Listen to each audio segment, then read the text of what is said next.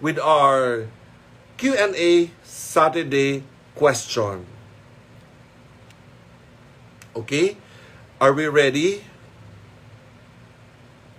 Simulan natin sa unang tanong na galing sa Dubai. Okay? From Dubai with love. Ang tanong po sa atin dito, magandang gabi po, Brother Amir. My question is, do I have to go to church to be a Christian? Yan po ang katanungan niya. Kailangan ko pa bang pumunta sa church para maging Kristiyano? Okay? Kung titingnan natin yung tanong niya, napakasimple lang. Pwede natin sagutin na yes or no. But titingnan natin ang context ng kanyang katanungan. Sabi dito, from Dubai, ang katanungan, good evening po. My question is, do I have to go to church to be a Christian? Actually, pwedeng yes, pwedeng no. Okay? Dalawa po ang kasagutan. My question is, do I have to go to church to be a Christian? The answer is no, because God democratized heaven by sending His only Son, Jesus Christ. John chapter 3 verse 16, for God so loved the world that He gave His only Son. Whoever believes in Jesus will not perish, but will have everlasting life. Heaven democratized, God democratized salvation through Christ, that Jesus can be experienced individually and personally. Uulitin ko po, Jesus can be experienced individually, personally. Okay? So, dapat maliwanag sa atin yan. John chapter 3 verse 16, you can check your Bible with that para tugma talaga, makita talaga natin kung totoo ba yung mga kasagutan natin.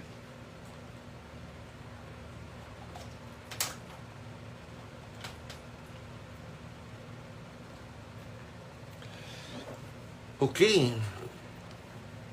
So the question was, my question, do I have to go to church to be a Christian? So John chapter 3 verse 16, for God so loved the world that He gave His only Son. Whoever believes in His Son will not perish but will have everlasting life. Maliwanag po dito na kailangan lang natin talaga ang relasyon sa Panginoong Jesus, hindi relihiyon. So going to a church, yes, we have to go to a church because we have to see each other. Lahat ng mga mananampalataya, lahat ng magkakapatid, lahat ng magkakilala sa Panginoon na nagkakaisa tayo, we have one common denominator and that is Jesus Christ. Well, kailangan talaga natin magkita-kita, magpalakasan, mag-share ng, magbibigay ng encouragement sa isa't isa. That's why we meet. That's the big reason why Christian really meet, because we want to encourage each other, nagpapalakasan tayo, nag-i-invite tayo na lalo pa tayong lumago sa Lord. That's the main reason of going to church. Kaya nga, madalas natin pinag-uusapan, hindi kasi araw-araw ka nagsisimba, assurance na napupunta ka sa langit. Hindi siya assurance, mga kapatid, okay? Hindi siya assurance to go to heaven na, lagi naman ako nag-church, lagi naman ako nagsisimba, lagi naman ako sure kang pupunta sa heaven, because church cannot save you. Bible study cannot save you. Okay? Attending fellowship cannot save you. It is your relationship with Jesus Christ that can save you. So, maliwanag dito, my question, do I have to go to church to be a Christian? When you have Christ, you receive Jesus Christ as your Lord and Savior, you are already part of a huge, huge church of the Lord. We are already the church of the Lord, mga kapatid. Ang church kasi pinag-uusapan mo dito, yung church na physical church na pupuntahan. Doon ako magsisimba, doon ako pupunta. So, ang Diyos, kahit saan ka tatakbo, pupunta ka sa Antarctica, sa Amerika, sa Africa, sa Venezuela, sa Aruba, 'di ba? Sa Colombia, sa Antipolo, sa Tawi-Tawi, kahit saan ka magpunta, nandiyon ang Diyos. So, hindi mo na kailangan talagang pumunta sa simbahan para katagpuin ang Diyos sa simbahan. Kasi kahit saan tayo magpunta, andiyon ang Diyos. Wala ang Diyos sa simbahan lamang. So mga kapatid, yung simbahan, physical church lang yan na ginawa ng tao para magtipon-tipon tayo, magkita-kita tayo, magkumustahan tayo. Wala siyang kinalaman sa ating kaligtasan. But we have to go to church para ma-encourage naman tayo. Uy, nandun pala si Sister Beng, nandun pala si Brother John King sa church, kita-kita tayo. Uy, kumusta ka kapatid? Kumusta tayong lahat? So nagkikita-kita tayo sa church para magpalakasan, mag-encourage, magpasalamat, magpuri, magdakila sa Diyos. Sabay-sabay nating kantahan ng Lord. Sabay-sabay tayong mag-prayers. Yan lang ang purpose talaga ng church, mga kapatid. So, don't make it a big deal na, hindi na ako nakapagsimba, 3 linggo na, hindi na tayo nakapagsimba, 8 months na tayong hindi nakapagsimba, 10 months na tayong hindi nakapasok ng simbahan. paano na yan, hindi na tayo mamahalin ng Diyos. Hindi totoo yan. Hindi totoo yan. Kahit hindi ka pa magsimba sa buong buhay mo, pag tinanggap mo si Jesus, meron kang Jesusness sa buhay mo, assured ka talaga ng iyong kaligtasan. Mga kapatid, ang dami nga dyan, nagsimba ng simba, pero pag uwi sa bahay, lagi namang nagagalitin, laging nanguhusga, laging nagagalit, simba ng simba, punta ng simban, tapos pag umuwi, galing simban, sasabihin, ako, nakapagsimba na ako. Kayo, ba't hindi kayo nagsisimba? Kayong lahat na hindi nagsisimba, napalayo na kayo sa Diyos, mapalapit na kayo sa impyerno, mga makasalanan kayo, dapat magbago na kayo. Kita natin, magsimba tayo para umuwi, tapos husgaan ng iba. Wag na mga kapatid. Our purpose of going to church is to fellowship, to worship God together with the other brethren, the other sisters in the Lord. As a family, we go to church to worship God. Pero hindi talaga siya requirement na, kailangan magsimba ka. Pag hindi ka magsisimba, mapupunta ka sa impyerno. Hindi totoo yan. But it's important to go to church para ma-enjoy naman natin, yung palang babaeng yun nakikita ko sa mall, Christian pala siya. Magkaisa pala kami ng church. So doon tayo nagkakita-kita, doon tayo nagkakatipon-tipon. We can already practice heaven while on earth. So going to church, mga kapatid, will make you relax, will make you feel good because you know you are not alone. You have a brother, you have a sister, you have a family inside the church. Yun lang naman ang purpose ng church. Wala siyang kinalaman sa kaligtasan. So don't get me wrong, na palagi ka nagsisimba, palagi ka nagro-rosaryo, palagi ka nagaganito, totoo ka nang pupunta talaga sa langit. Okay? So mga kapatid, the answer is, my question is, do I have to go to church to be a Christian? No. You don't need to go to a church to be a Christian. If you receive Jesus Christ, kahit nasa kuweba ka pa, nasa gitna ka pa ng dagat, mga kapatid, or nasa tuktok ka ng bundok, tinanggap mo si Jesus bilang Diyos mo tagapagligtas, then the Lord will be with you. Because God is a spirit, we receive God as a spirit. We don't receive God as like a membership in an organization. We don't receive Jesus Christ as parang part of requirement siya ng simbahan. No, it's not like that. So very clear, hindi ka magsimba ka. Pag tinanggap mo si Jesus bilang Diyos mo at tagapagligtas, you're okay. Hindi na kailangan. Katulad ngayon, 7 months na tayong na-lockdown, 8 months na tayong na-lockdown. Lahat ng simbahan close. So, ibig sabihin, napalayo na tayo sa Diyos. Hindi na tayo magiging Christian kasi hindi na tayo nakapagsimba. So, hindi siya applicable. Hindi siya applicable. Kasi, nawala ang church. So, ibig sabihin, nung pinanganak tayo, hindi naman natin kasama yung church. So, kung mamamatay tayo, hindi rin natin isasama ang church sa atin pag mamamatay tayo. Kasi yung building lang yan, para siyang payong, nakikisilong lang tayo dyan habang kumakanta sa Lord, para siyang payong, nakikisilong lang tayo habang nananalangin kay Lord, sama-sama tayong nakasilong, sama-sama tayong nanalangin. Yun lang yung purpose talaga ng church. Nothing more than that. Huwag nating gawing big deal na, hoy, ako member ako ng church na to kasi ito lang church ang magliligtas. Ang church lang namin ang makapagligtas. Walang church na makapagligtas, mga kapatid. Maraming pang-uuto ang ginamit ng maraming tao na panakot sa mga tao na, huy, halika, magsimba ka na. Pag magsimba ka, pag dito ka sa amin sumapi, maliligtas ka. May iba naman, sasabihin na, uy, dito ka, pag hindi ka magsisimba, mapapalayo ka sa Diyos. Walang katotohanan yan. Walang supporting verses lahat ng mga iyan, mga kapatid. So, be careful, be careful. God, Jesus is available anytime, anywhere. God is available anywhere you will go. God will always be around. Always remember, God is a spirit and the earth is the Lord's. Okay? So, ang buong mundo, buong planeta, buong kalawakan ay sa Diyos mo. Kung saan ka man magpunta, saan ka man mag-iikot-ikot, nandyan pa rin ang Lord. Hindi mo na kailangan ng isang church para maging confirm talaga na Christian ka. So, tandaan natin, yung word na Christian, hindi siya label, hindi siya membership. Ang word na Christian, mga kapatid, ibig sabihin, tinanggap mo na si Kristo, nananahan na si Kristo sa iyo, nananahan na si Kristo sa akin, kaya ako tinawag na Christian. Walang kinalaman ng church, walang kinalaman ng Bible study, walang kinalaman ng pagbabasa mo ng Bible. It is a personal call, it is a personal experience, it is your personal approach, it's your personal choice of going to God. Dapat maliwanag po yan sa atin lahat. Okay? Very clear? So, sumunod nating tanong. Next question. Okay? Isang question, puro mga international ang nagpadala sa atin kanina. Nagpadala mula Dubai. My question is, do I have to go to church to be a Christian? No and yes. Okay? So, ang pangalawang tanong, galing naman sa Australia, mga kapatid. Ang mga taga-Pilipinas tamad magpadala ng tanong. Okay, walang mga katanungan mula sa Pilipinas. Kaya tatanggalin na natin ang Q&A Saturday kasi hindi na kayo nagtatanong.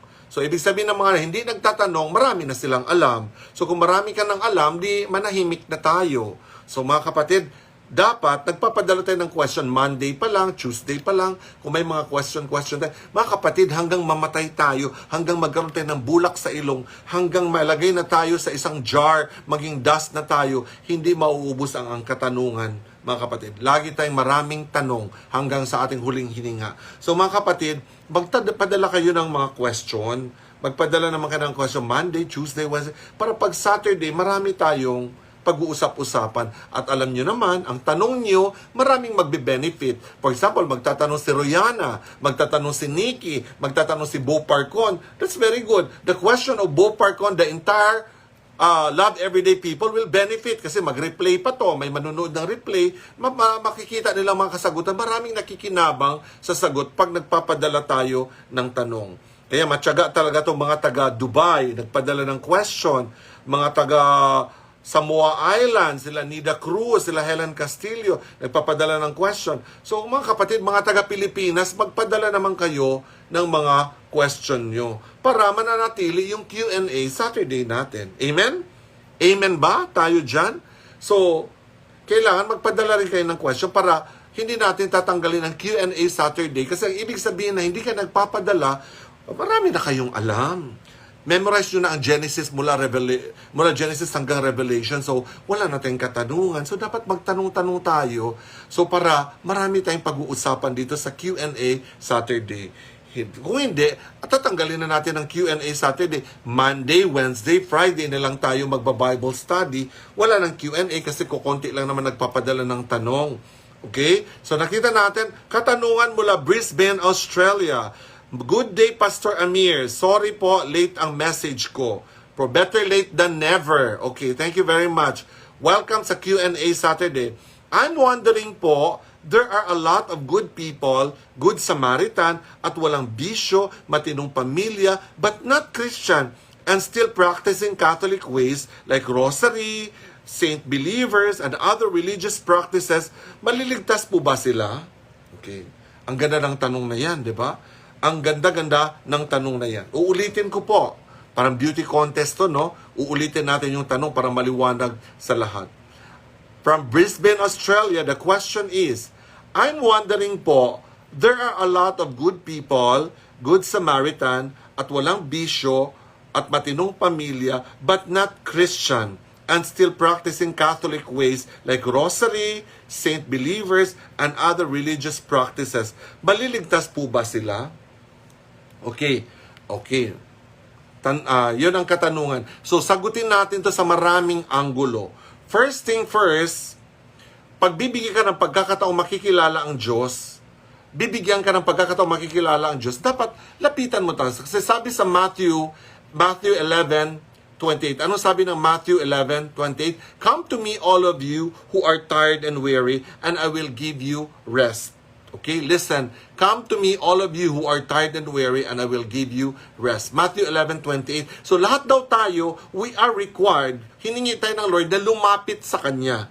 Come to me, all of you. Lahat tayo, sino ka, ano ka pa man, lumapit ka kay Jesus. All of us are required by the Lord to come to Him. If you don't go to Jesus, you will not experience rest. If you don't go to Jesus, you will never experience peace. So, hindi mo maranasan ang kapayapaan kung hindi ka lalapit sa Diyos. So, mga kapatid, Matthew 11:28, Jesus speaking, come to me, all of you who are tired and weary, and I will give you rest. So, I agree with this question.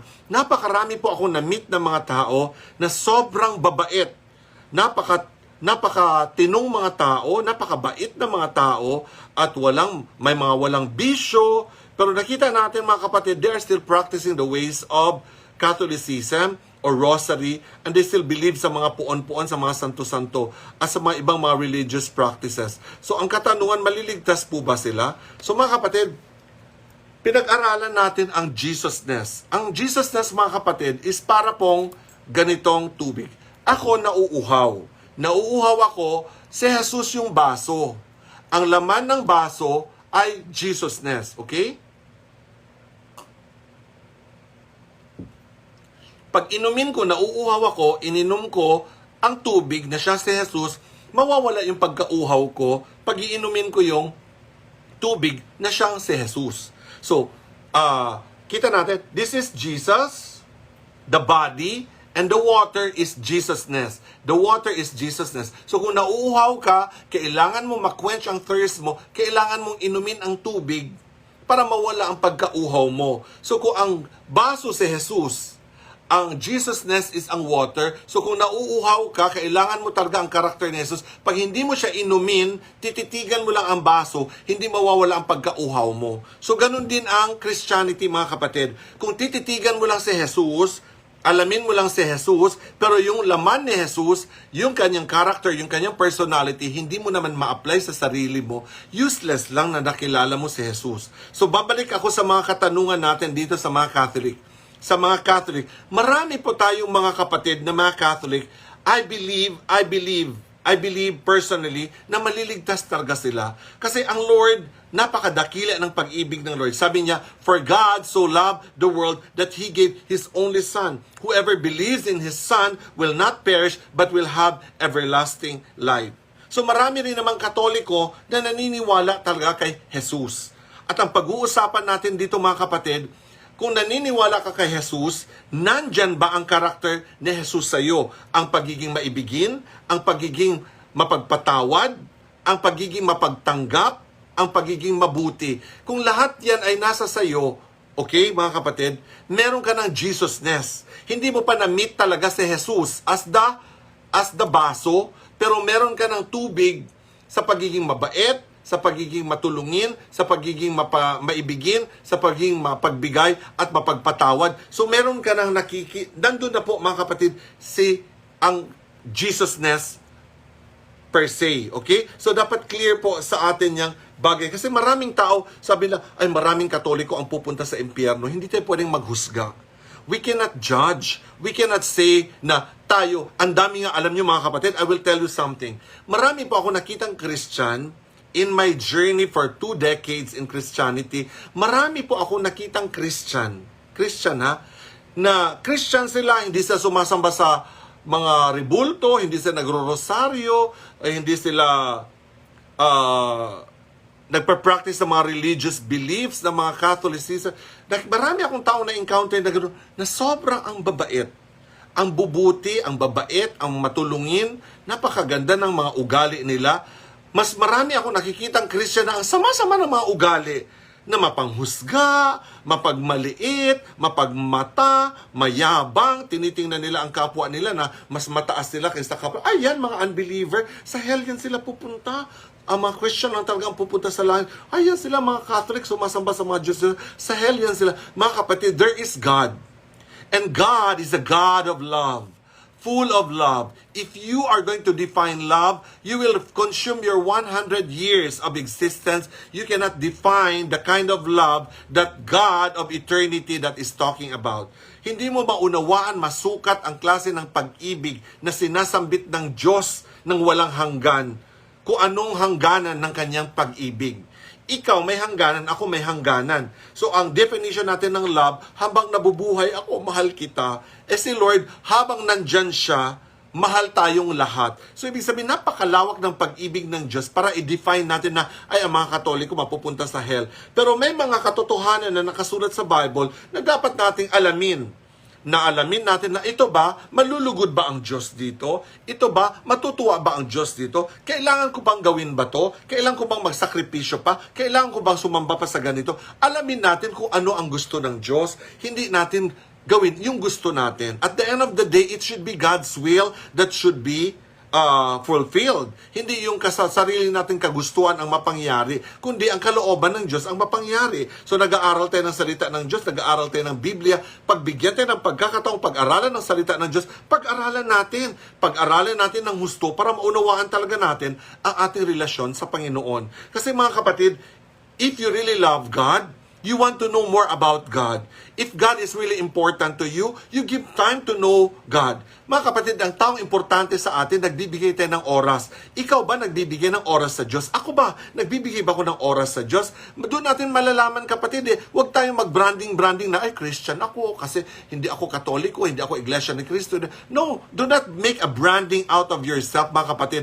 Wala po ni isa sa atin karapat-dapat sa Diyos. Wala pong ni isa sa atin na perfect talaga, suited talaga, well-cut. Ito na talaga ang hulmahan ng kung sinong tatanggapin ng Panginoon.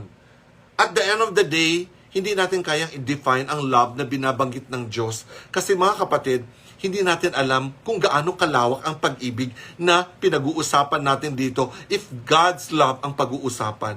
If human love, alam natin limited. Pag wala ka na, hindi losyang ka na, hindi ka na niya mamahalin.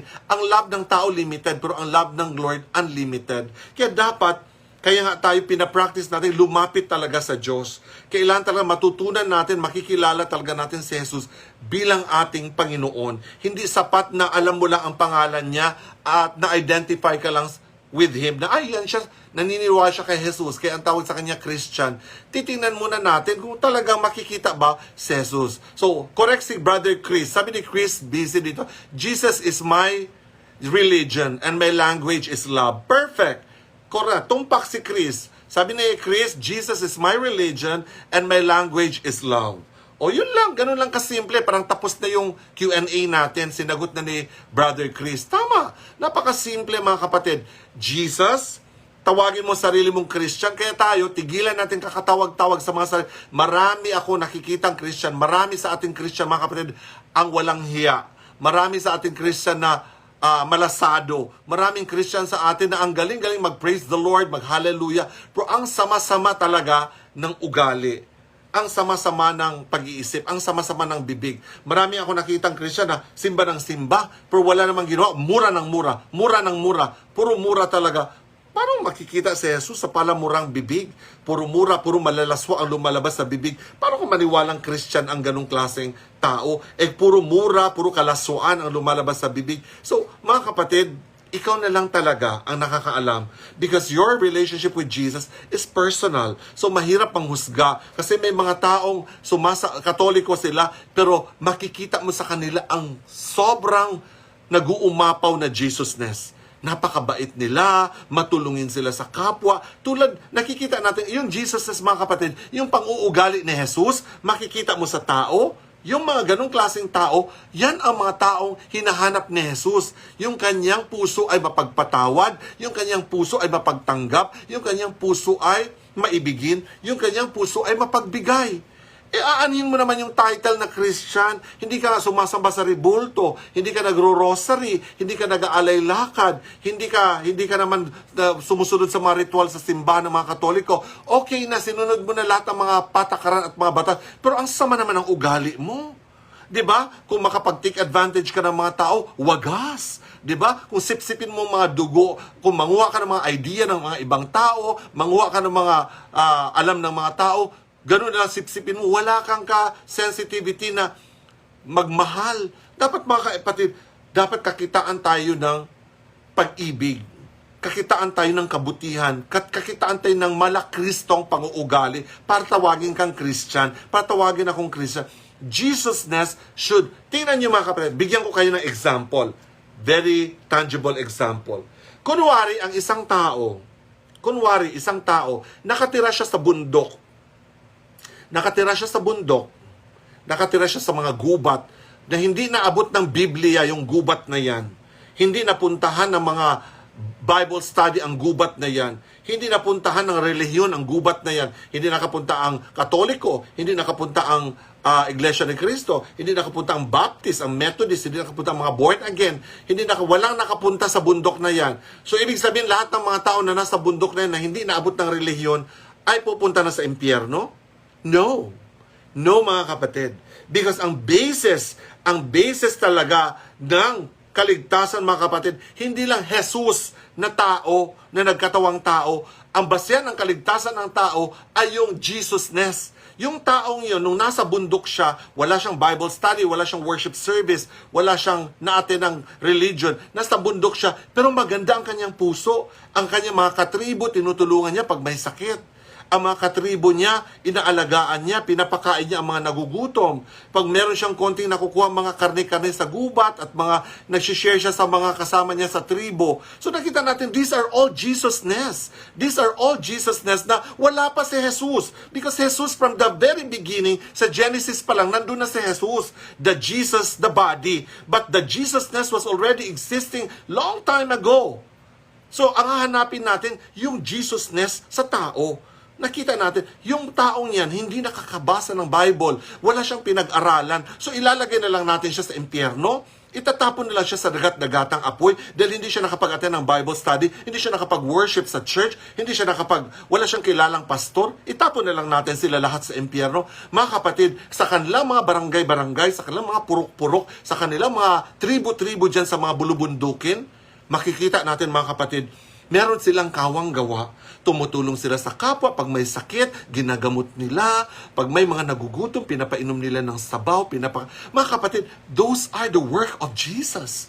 Those are the work of Jesus when He will feed the hungry. Those are the work of Jesus when He take care of those who are ill and sick. Those are the work of Jesus when He comfort all those people who are in suffering and agony. Yun ang Jesusness, mga kapatid. Tayo masyado tayong literal na kailangan tanggapin si Jesus. Marami ka, tanggapin mo si Jesus. In Jesus' name, amen.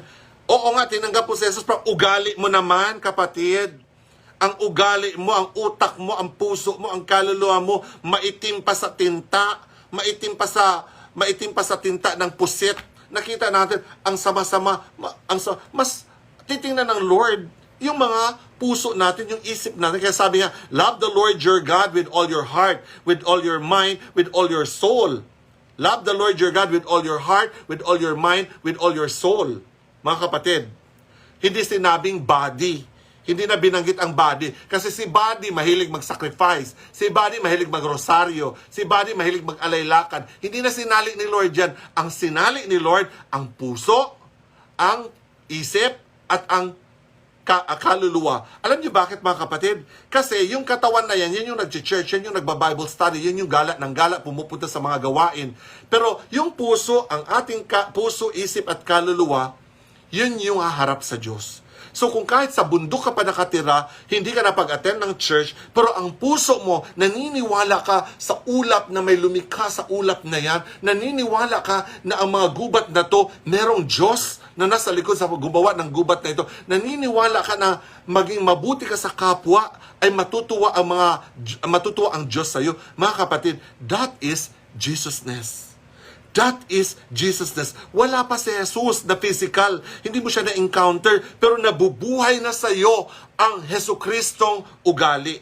Kaya maraming mga Christian, na-encounter si Kristo, tinanggap. Lord, titanggapin ka sa puso ko, in Jesus' name, amen. Pero tingnan mo naman ang isip, tingnan mo ang puso, tingnan mo naman ang kaluluwa, ang sama-sama ng ugali. So, mamili ka, na-encounter mo si Jesus, pero ang sama ng ugali mo, or hindi mo na-encounter si Jesus, the physical na Jesus, or tinanggap si Jesus bilang Diyos at tagapagligtas dahil hindi mo siya nakilala, pero yung ugali ni Jesus, buhay na at nananalaytay na sa ugat, at talagang dumadaan na sa puso at isip mo. That is what we call Jesusness. So, napakaliwanag. Napakaliwanag, mga kapatid. Hindi na natin So wag tayong Brother Amir, hindi na pala kaming magsimba, hindi na pala kami pupunta kasi sa mga bundok nga, hindi na sila nagsisimba, maliligtas pala sila, masisave pala sila. Kasi ang Lord, nagbe-base yan siya sa Jesusness, kung anong klase meron kang ugali ni Jesus. Kaya tinatanggap natin si Jesus bilang Diyos at tagapagligtas dahil kailangan manalaytay sa ugat natin, maging kultura natin, maging lifestyle natin should be the lifestyle of Jesus. The lifestyle of Jesus is forgiving. The lifestyle of Jesus is accepting. Hindi siya mapanghusga. Anong uri ka man ng tao, tinatanggap ka niya. Wala siyang pakialam kung anong religion mo. Pag nagkasugat ka, pag nakasugat ka, ginagamot ka, hindi namimili si Jesus ng ginagamot. Kung iglesia ka, Methodist ka, ganito ka. Nakita niyo sa Jerusalem, walang pinipili si Jesus. Pag may sakit, may bulag, pinupunta niya, wala siyang pakialam kung anong lahi. Mga kapatid, if you're going to search, most of the miracles of Jesus was performed among the Gentiles, among the non-Jewish people. So nakita natin, Jesusness is a very important factor that each Christian should understand and should absorb. Yan kasi hindi na-absorb ng mga Christian kasi ang alam ng mga Christian verses, ay, may alam na akong verses, itong gagamitin ko, yari ka pag magkita tayo, gagamitin ko itong verses na to para windang ka talaga. Ginagamit natin verses para mga baril. Gusto natin ma-memorize ang mga verses para gamitin natin sa pamilya natin, sa mga kamag-anak natin. Kaya magtataka tayo, maraming taong ayaw lumapit kay Jesus pag makita nila ang mga Kristiyano. Dahil ang mga Kristiyano ang sasama ng mga ugali. Ang mga Kristiyano marami ang mapanghusga, mapaglamang ng kapwa, mapaghusga. Ang dami sa mga Kristiyano dahil may memorize ng 3 linya, 4 na linyang verses, kung makaasta, akala mo day of judgment na, husgaan ka na kaagad. Kaya, mga kapatid, Jesusness is a very important factor na matutunan ng tao. Dahil ang Jesusness ay punong-puno ng pag-ibig ni Jesucristo. Ang Jesusness ay punong-puno ng pagmamahal talaga ng Panginoong Jesucristo. So mga kapatid, importante talaga na matutunan natin ang character at personality ng Panginoong Jesus. Kaya siguro nakasulat talaga sa gospel ang mga pinaggagawa ng Panginoong Jesus para maunawaan mo, para maunawaan ko, para maunawaan nating lahat. Kasi hindi natin ang ina-absorb kasi natin yung religion, ang ina-absorb natin patakaran, ang ina-absorb natin mga rules and regulation. Dapat ang i-absorb natin ang mga magagandang asal, ang mga magagandang pag-uugali ni Jesus, ang napagandang puso ng Panginoong Jesus, ang klase ng pag-iisip ng Panginoong Jesus, dapat yan ang nananalaytay sa mga ugat-ugat natin, mga kapatid. May natutunan ba tayo? So huwag tayong mapanghusga na, nagro-rosary sila sa hell yan. Alam mo, sumasamba sa Diyos sa hell. Let the Lord work. Mga kapatid, mamatay na lang ako, hindi ko pa kayang i-define ang ibig sabihin ng pag-ibig ng Panginoong Hesukristo. Mga kapatid, tadtarin niyo man ang katawan ko, talagang i-chop-chop niyo ako into pieces, mga kapatid. Hindi ko masasabing perfect na talaga at naayos ko na ang buhay ko para kay Hesukristo. We are all in a process.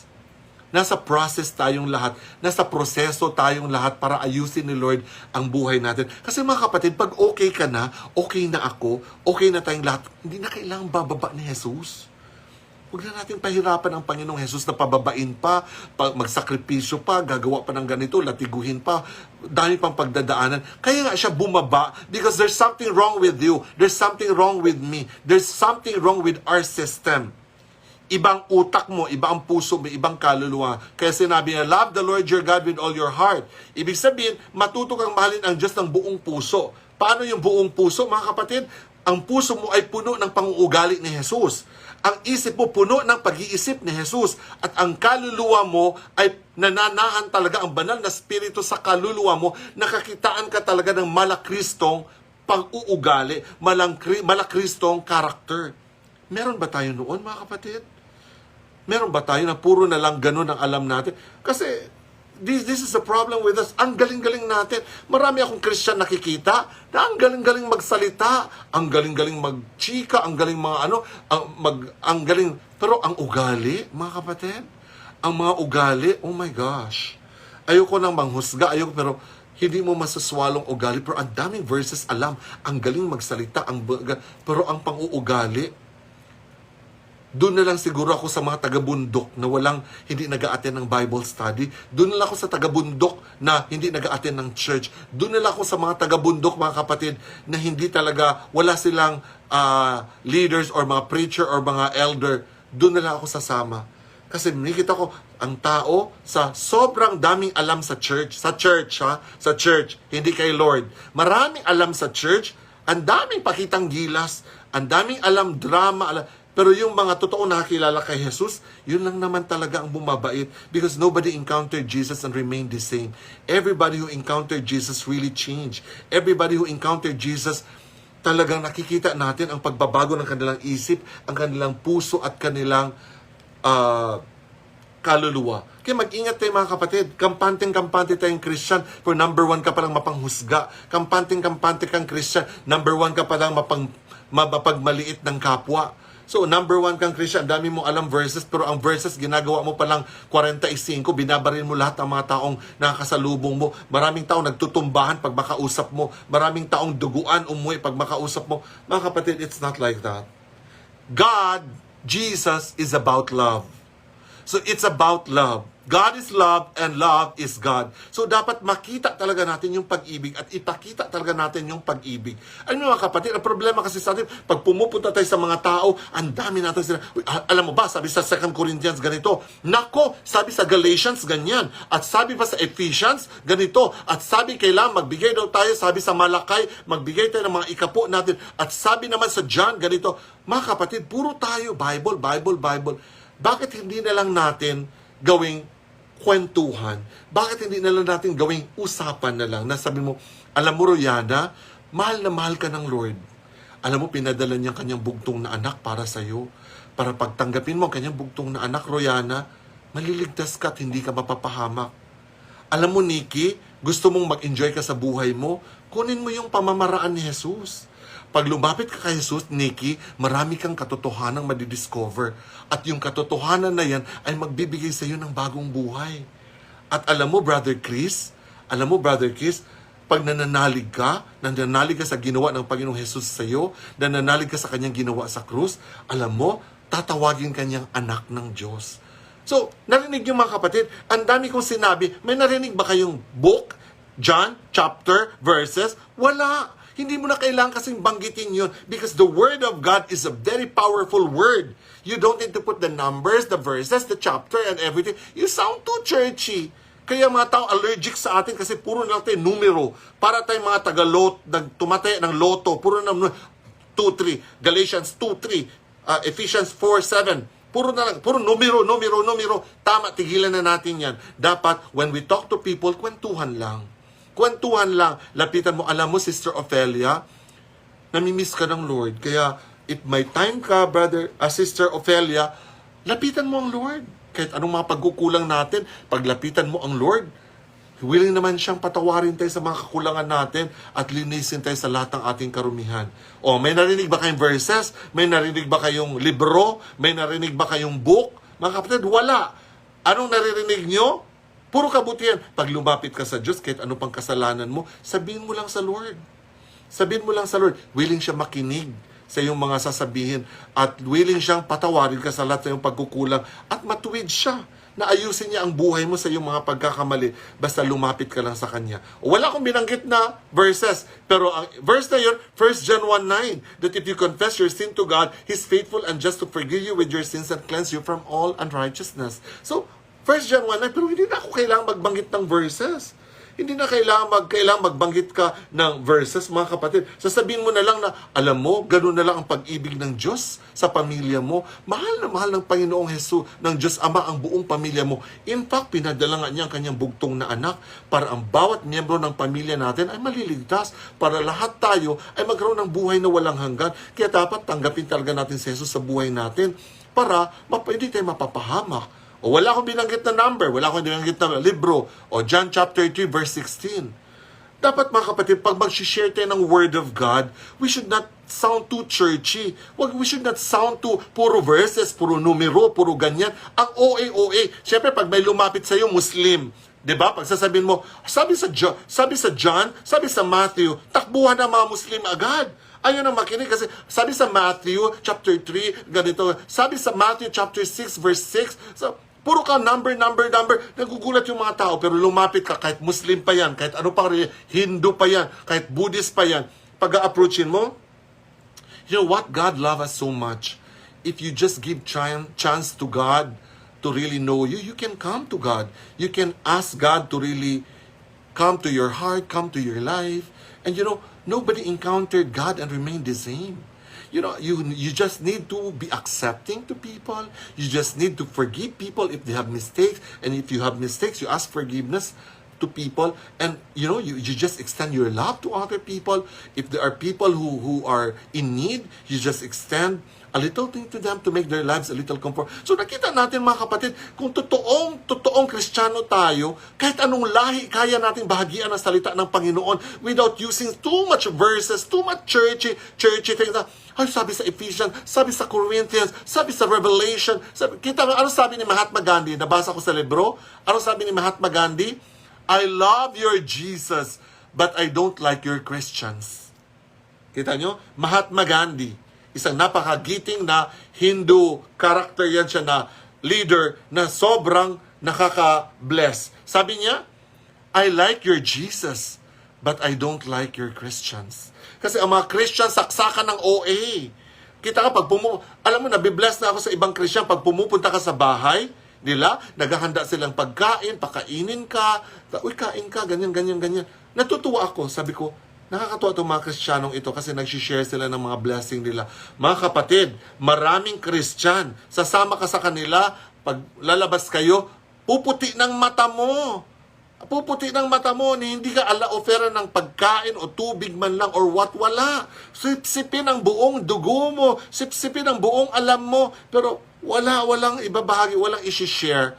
Yan ang mga malulupit na Christian, na tawag pa naman, naturingan pa mga Christian. Kaya ako sabi ko, ang dami talaga mga non-Christian, pero makikita mo, marami silang ugali ni Jesus na meron. Na pag may nahihirapan, tumutulong sila. Kaya huwag tayong magbase-base mga kapatid na Jesus lang. Jesusness is very powerful. Jesusness is very powerful. Kaya kailangan talaga maunawaan natin ang kabuuhan ng Jesusness para maunawaan talaga natin ang kabuuhan ni Jesus. Because many people, they know Jesus, but they don't practice Jesusness. Many people, they know Jesus, but they are full of Mosesness. Ang dami lang Paulness, ang dami lang Mosesness, ang dami ng Levitical attitude, ang dami ng Deuteronomy attitude, ang daming masasamang ugali na makikita mo. Okay, sabi ni Sister Marie, I like your Christ, but I do not like your Christians.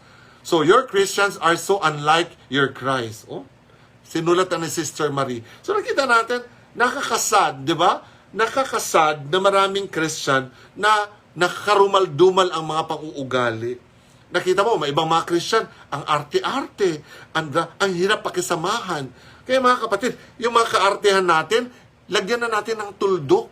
Tigilan na natin yung mga kaartehan natin. Kung hindi naman siya kailangan, lagyan na natin ng tuldok. Dapat maging maibigin tayo, maging mabait tayo, maging mabuti tayo sa ating kapwa. Tama na yung kaarte-artehan, mga, I know, I don't like that. Oh, arte-arte. Tapos, magugulat ka, kaartehan mo, sa impyerno ka para babagsak. Kasi bakit? Wala kang Jesusness. Kasi bakit? Sama-samang ugali mo. Sama-sama ng utak mo, mata pobre ka, ang lit-lit ang tingin mo sa mga kapwa mo, para ang tingin mo sa paligid. Maraming ako nakikilala mga Christian na ang daming alam na verses sa Bible. Pag nasa Bible study, akala mo nagde-deliver ng rebuttal speech. Pag nasa Bible sa ang daming English, di ba? Makita mo, pag magdadasal, ang dami-daming alam na verses, lahat ng verses na alam niya, isasali na nasa panalangin na, Lord, sinabi mo sa 2 Corinthians 5:17, Lord, sinabi mo sa Ephesians ganito, Lord, sinabi mo sa Matthew ganito, Lord, sinabi mo sa Habakkuk ganito, sinabi mo sa Deuteronomy, ang dami, hindi na yata panalangin to, show na ito, show, pakitang gilas, pakitang na maraming alam, hindi na ganun. Mga kapatid, pag pansit lang ang pinagpipray sa table, pag pagkain lang pinagpipray sa table, pagkain lang. Maraming Christian, pag nagpipray sa table, noodles lang. Noodles lang yan, ha? Lord, salamat sa noodles na to, pagkain na binigay mo sa amin. Salamat, Panginoon, sa mga biyayang binigay mo sa...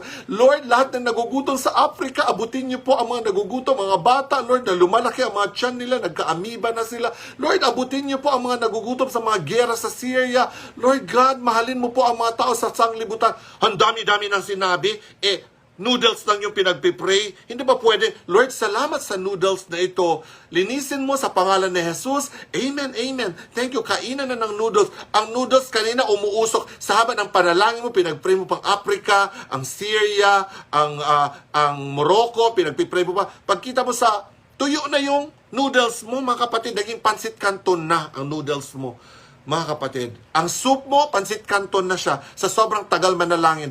Meron pa ako nakitang Bible study. Ito, totoo to, Bible study namin dyan sa Makati. May sumali na Bible na Christian siya, nag-pray siya. Mga kapatid, ang Bible study namin, 30 minutes. Ang kanyang panalangin, 45 minutes. Sasali ka pa ba sa Bible study next time? Ako hindi na.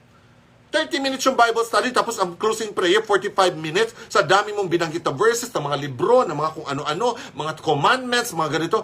Ang pinagpipray natin, closing prayer lang. Hello? Ano to? 'Di ba? Magkita mo, pag birthday, subukan mo birthday party. Birthday party, tapos magpipray. Ang haba-haba manalangin, birthday party lang. Tapos, pakitang gilas pa sa mga prayer na, Lord, itong nagbe-birthday na to, Panginoon, gandahin mo ang buhay niya, ang mga negosyo niya, palaguin mo, Panginoon, chuchu-chuchu, ang dami ng kinikwento sa mga birthday. Ha? Ba't ganun? Paglingon mo, pagdilat ang mga mata ng lahat, ang lechon kalahati na lang. Kasi iba hindi na kinaya, tinadtad na yung lechon, kinain na talaga. Kasi sa haba ng panalangin, nagutom na ang lahat. So mga kapatid, let's stop this churchy thing. Maging totoo tayo. Kristiyano tayo, will live by the truth. Ibig sabihin, sensitive ka sa mga tao sa paligid mo. Pag pagkain lang ipagpipray, pagkain lang. Pag lumpia lang, hindi na ipagpipray ang mga buhay-buhay ng mga, Lord, nandito po kaming 5, 4 po kaming kakain ng tanghalian. Alam mo po ang buhay ng kapatid na ito, sa hirap ng kanyang pinagdadaanan. Ang itong kapatid na ito, ginahasa. Itong kapatid na ito, nabaril. Ikukwento mo pa ba? Ipinagpipray natin pagkain, tapos nandun natin sa mga ginahasa, meron ng binaril. Ang dami natin isasali sa dasal ng mga ganong bagay na hindi naman siya kailangan. So pag mag-pray tayo, maging totoo tayo. Pag food lang. Pag sakit lang. Huwag na idamay yung ibang may sakit. Kung isa lang taong nagkasakit ay pagpipray, huwag mo na idamay ng lahat ng mga, Lord, ang dami-daming gulo. Kaya mga kapatid, itong question na to, maghanap tayo. Ang totoong Christian, mga kapatid, nabubuhay sa katotohanan. Hindi nabubuhay sa pagpapanggap. Ang totoong Christian, kakakitaan talaga ng way ni Jesus. Ano yung way ni Jesus? The way of Jesus of being loving, the way of Jesus of being forgiving, the way of Jesus of being accepting. Yan ang mga totoong pananampalataya. Yung mapagtanggap ka, lahat ng uri ng tao tatanggapin mo sa buhay mo. Tatanggapin mo. So kung magnanakaw siya or whatever, so kung talagang humingi siya ng tawad sa Panginoon, gusto niya magbago, patawarin. Mga kapatid, we should give chance for other people. Even God give us many chances to change and to reform. Kaya bigyan din natin pagkakataong ibang tao na magbago. Bigyan din natin pagkakataong ibang mga taong mag-enjoy din, mapapatawad natin sa mga pagkukulang nila. So, makakita, this is very beautiful. This is very beautiful. At least natutunan natin na ganito palang Christianity. Kaya tandaan nyo mga kapatid, kayong ibang mga pananampalataya, ayaw sumama sa mga Kristiyano kasi maraming Christian, O-A. Ang spelling O-A. Masyadong overacting ang mga Christian. Pag, kakain ka na, I don't eat shrimp kasi sabi sa Leviticus ganito, ang shrimp daw is unclean. Kain ka ng hito. Ayokong kumain ng hito. Bawal sa amin yung lobster, bawal sa amin yung hito, mga shrimp. That's not allowed sa aming church kasi bawal yan sa Leviticus kasi sabi dito, ganyan. Bawal daw ang ganyan. So mga kapatid, bakit panilikha ng Diyos kung bawal naman kainin? Bakit yung iba pwedeng kainin, ba't ikaw pwede hindi? Saksakan ng OA, ang maraming Christian, napaka-unacceptable na mga reasoning. Ang mga Christian, ang daming mga drama, di ba? Na ganito, na bawal yan, bawal yun. Ang daming bawal. Mga kapatid, isa na lang ang bawal. At isa na lang ang batas. Isa na lang ang bawal at isa na lang ang batas. Tandaan natin yan. Matthew 22:37-40, love the Lord your God with all your heart, with all your mind, with all your soul. And the second commandment, and that is the greatest commandment, and the second is like it, love your neighbor as you love yourself. The law and the prophets hang on to these two important commandments. Dalawa na lang mga kapatid. Okay? Isa na lang ang batas na dapat mong hindi i-break. At isa na lang dapat ang hindi mo gawin. Isa na lang ang forbidden. Isa na lang ang bawal.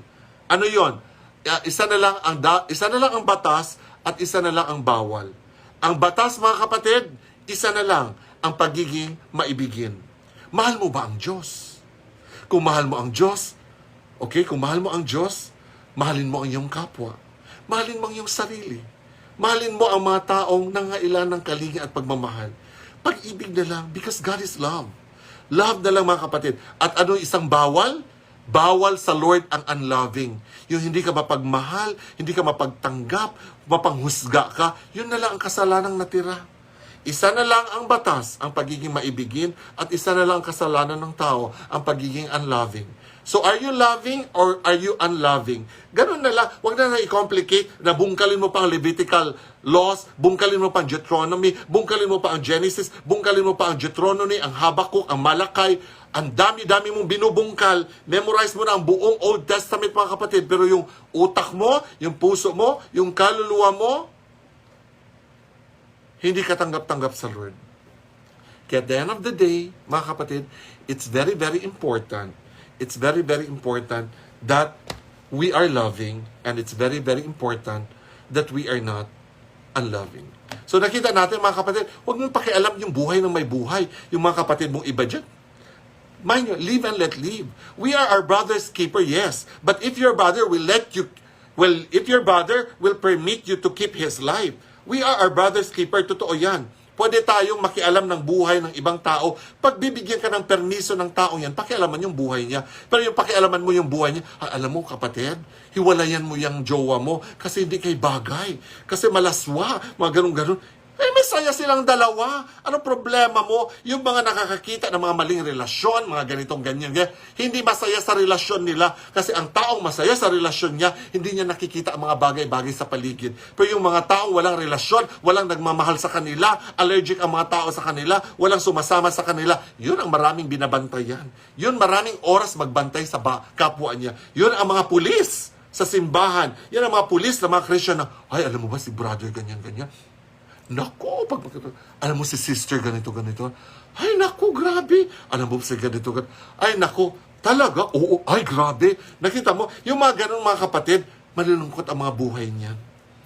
Hindi, wala kulang sa pag-ibig ang mga tao. Alam, ang taong punong-puno ng pag-ibig ng Diyos, ang taong punong-puno ng pag-ibig ni Jesus, wala siyang time para pansinin yung ibang tao. Kasi yung oras niya, kulang pa para ipakita yung pag-ibig niya sa buong mundo. Mga kapatid, yung taong maibigin, busy pa ipadama ang kanyang pag-ibig sa buong mundo. Sa kaliwa, sa kanan, sa taas, sa baba, busy siya para ipadama ang pag-ibig niya sa lahat. Kaya wala siyang oras magbantay sa ibang tao. Kaya yung mga tao mahilig magbantay, walang nagmamahal dyan, at wala rin niyang minamahal. Vacant yan. Kung tatawagin natin, yan yung mga kanal na hindi moving, mabantot. Yung mga kanal kasi na may mga moving water, hindi mabaho. Yan kasi umaandar yung tubig. Pero yung mga kanal na stagnant, yan yung mga nangangamoy na kanal. Yun yung mga bababahong kanal. So mga kapatid, clear yourself from that. Lagi tayong maging maibigin. Lagi tayong loving. Tingnan natin, ito bang gagawin ko? So, whatever is that. Sino man yung taong yan, mataas na tao, igalang mo, pakita mo ng pag-ibig. Maliit siya na tao, pakitaan mo ng pag-ibig. Mga kapatid, ang maliit na tao at malaking tao na pinakitaan mo ng pag-ibig, ang pinakitaan mo ng pag-ibig ay Diyos. Kasi ang Diyos ang lumikha sa tao, kahit mayaman siya o mahirap siya, si Lord pa rin ang lumikha dyan. Kaya huwag tayong mapang-api sa mga maliliit at mga taong maliliit. Ay, ang yaman-yaman yan, mga magnanakaw kaya yan, mga politiko yan, mga magnanakaw. Ganon, husgaan ka agad. Tapos pag mahirap na yan, alam mo, mahirap yan kasi nagkaletse-letse ang buhay na yun. Wala ka talagang pupuntahan. Pag yumaman ka, kurap. Pag mahirap ka, nagkaletse-letse ang buhay. Saan ka na pupunta? Kaya mga taong yan, dapat ang mga taong ang kakatinang dila, walang ginawa kundi magbantay, dapat dali na sa luneta, itabi doon sa puntod ni Jose Rizal, no? Pagbabarilin doon para mabawasan yung mga taong ganyan ang mga bibig. Walang ginawa kundi magbantay, be careful mga kapatid. Be careful of how you mind other people's business. To be loving is to mind your own business. To be loving is to ask permission from people before you interfere with their private lives. That is loving. And loving is living and letting others live. Hayaan mong iba mabuhay at hayaan mong mabuhay ka rin. Huwag tayo masyadong maraming oras. Sa 24 oras mo, 20 ang hours mo magbantay sa iba. Yung 4 hours, tinulog mo na. 4 hours na ang tulog mo. 20 hours, nagbabantay ka sa buhay ng ibang tao. Hindi siya masaya. Malungkot. Kaya ako pag sumasama ako sa mga friends, tumitingin lang ako, nag-o-observe lang ako. Pag nakita ko yung way of talking ng mga people, puro mura, sasabihan ko kaagad ng sarili ko, ay, next time din ako sasama sa kanila. Kasi walang ginawa tong grupo ito, kundi magmura, magganito, magganyan. So, alam mo mga kapatid, kalayaan natin yan. Nakakapili tayo ng ating sasamahan.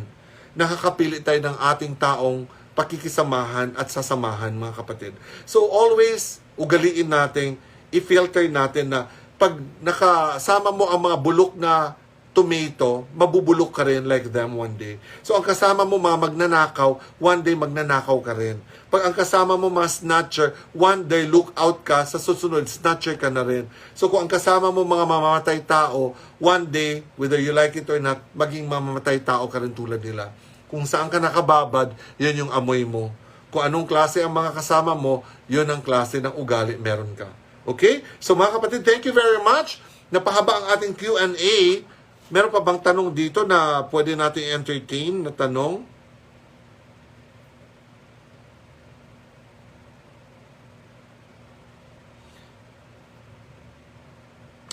Okay. Lahat ng mga katanungan, nasagot na natin lahat. So maraming salamat mga kapatid. So nakita natin, beautiful, naunawaan natin, ang pagiging Christian ay pagiging maibigin. Because Jesus is love. And the way of Jesus is only one. Only one. Sabi niya, I am the way, the truth, and the life. The way of Jesus is only one. Love. So kung mahal mo ang Diyos, hindi ka sumasamba sa mga ibang bagay, ang Diyos lang ang sasambahin mo. So kung mahal mo ang Diyos, dapat hindi ka mapanglait sa lahat ng kanyang nilikha. Okay? Kung mahal mo ang Diyos, mahalin mo yung sarili mo. Pahalagaan mo yung sarili mo. Make yourself important. Dapat pahalagaan natin ang mga sarili natin kasi sabi ng Lord, love your God with all your heart, with all your mind, with all your soul. Love your neighbor as you love yourself. So dapat matuto ka rin mahalin ang sarili mo. Maraming sa atin kasi wala, pinabayaan ng sarili, kung ano-ano ng itsura natin, kung ano-ano nangyayari sa atin. So dapat we should also learn to love ourselves so we can also extend our love to other people. Amen? So, na-bless ba tayo ngayong gabi mga kapatid? O kasalanan nyo yan lahat. Dahil hindi ka nagpadala ng mga katanungan, wala na tayong tanong. Ubus na ang tanong natin. Ang tanong natin ngayong araw na ito, dumating 3 lang. Kay Sister Marie, nagpadala siya, what is the role of the church in pursuing Jesusness? Nasagot na rin natin kanina. Jesusness is very important. Ang ugali, pamamaraan, pag-iisip, at puso ni Jesus, it's all Jesusness. Kaya mga kapatid, si Jesus hindi mo na-encounter, hindi mo na-hawakan, hindi mo na-yakap, pero yung ugali ni Jesus nasa sayo, ang kanyang isip nasa sayo, ang kanyang puso ay nasa sayo. That is Jesusness. And that is very important na meron ka, meron ako, meron tayong lahat para magpatunayan talaga na matawag kang Christian. Okay? Christian ka talaga kasi nakikita si Kristo sa isip mo, sa pananalita mo, sa buhay mo, sa kaluluwa mo. Christian ka. Kasi mga kapatid, kung masamang ugali mo, mayabang ka, mapanglamang ka ng kapwa, tapos tinawag mong Christian ka, baka ang tawag sa'yo dapat Christian Dior. Okay? Christian Lobotan. Okay? So nakita natin, hindi ka Christian, Christian Dior ang tawag sa'yo, kapatid. So clear? Mga kapatid, maraming salamat. Stop being churchy. Be true to yourself. Maging totoo tayo. Maging totoo tayo sa ating panalangin. Matotoo tayo sa ating buhay. Maging totoo tayo sa ating pananalita. Magiging totoo tayo sa pakikisama natin. I-enjoy natin ang pagiging loving. Mga kapatid, your life, my life is very short and limited. Kaya mga kapatid, dapat pag magpatuloy talaga natin ipakita ang pagmamahal natin araw-araw. Mga kapatid, if you have one person you want to say, I love you, sabihin nyo na ngayon. O kung meron kang taong kilala na sabihin mong, sorry, patawarin mo ko sa pagkukulang ko, sabihin mo na ngayon. This is the time to call people, to text people, and to ask forgiveness. Huwag na tayong mag-umarte pa. Alam mo yung pride will bring you to hell. Because God created hell for Satan because of his pride. Okay? So mag-ingat tayo sa mga pride natin. Kaya mga kapatid, kung merong dapat patawarin na. So sabi, hindi ko pa kasi kayang magpatawad, Brother Ami, kasi masakit yung ginawa niya sa akin.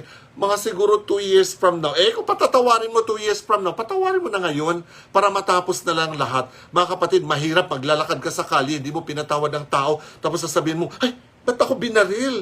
Sino bumaril sa akin? Sa dami ng hindi mo pinatawad, marami tayong babaril sa iyo. So tigilan na natin. Let's have peace Sabi nga ng Lord, come to me all of you who are tired and weary and I will give you rest. So kung gusto mong mapahinga, walang babaril sa iyo, payapa ang buhay mo, lahat ng bagahe mo, ilagay mo sa paanan ni Jesus. Pagpatawad ka, umibig ka, magbigay ka, tumulong ka, matuto kang magpahalaga ng ibang tao at tigilan ng panghuhusga.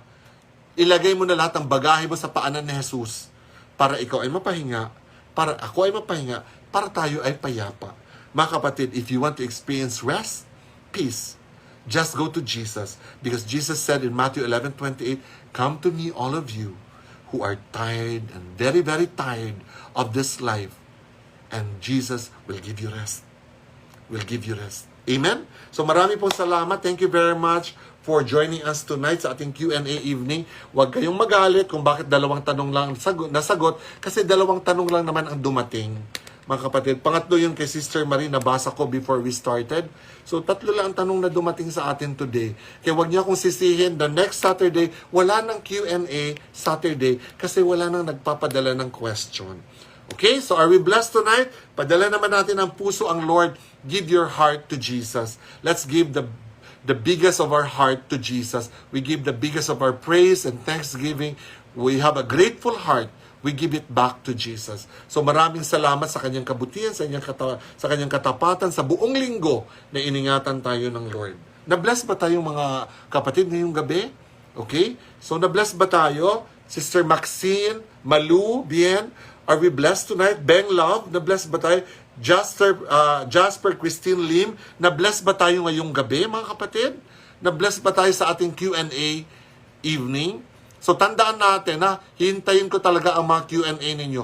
At gagawin ko ang Q&A, dapat ang deadline natin ng Q&A, Thursday pa lang deadline na para ma-research natin at mahanap natin ang tamang kasagutan sa mga tamang katanungan ninyo mga